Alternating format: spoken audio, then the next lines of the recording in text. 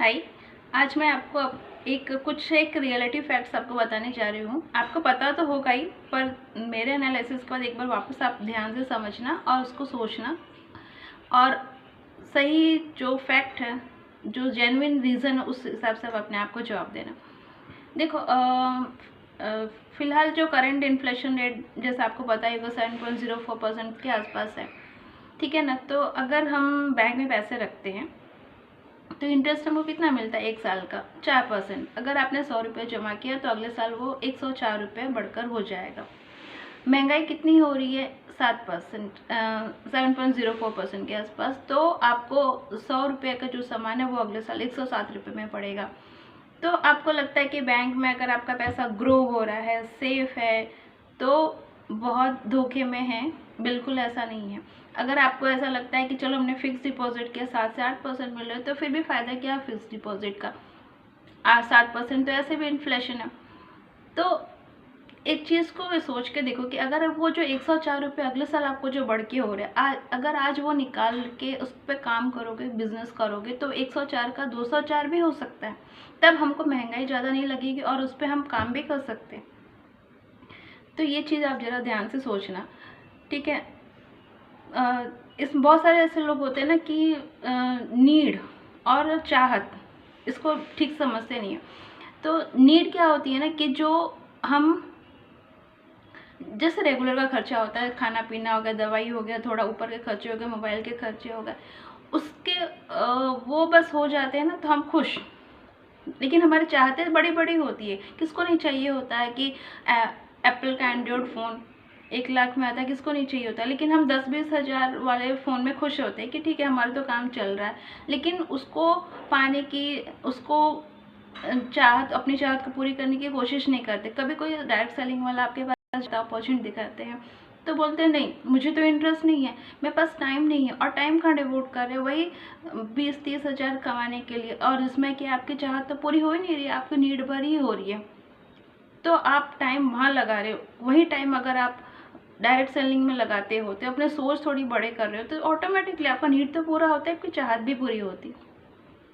धीरे धीरे हम क्या करते हैं ना कि हम अपनी अपनी जो चाहत होती है ना उसको धीरे धीरे करके कम कर देते हैं, और फिर हम उसी एनवायरनमेंट में रहते हैं।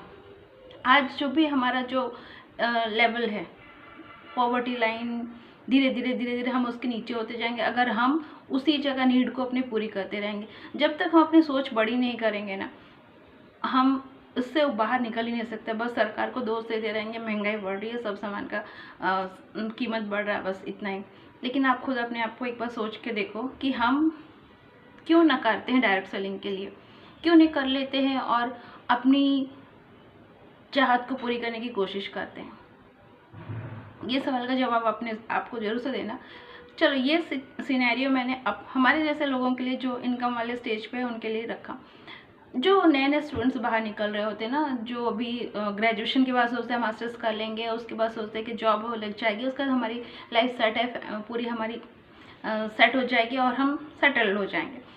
पर आप क्या बता सकते हो कि हर साल जो करोड़ों बच्चे निकल रहे हैं, क्या इतनी इंडस्ट्री इतनी काबिल है कि हर एक को उसके मन मुताबिक जॉब दे रहे हैं, उस हिसाब से सैलरी दे रही है? क्या हर बच्चा सेटल हो रहा है?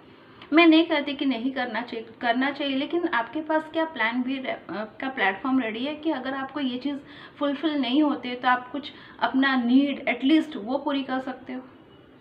इस बात का जवाब देना अपने आप को सीरियसली।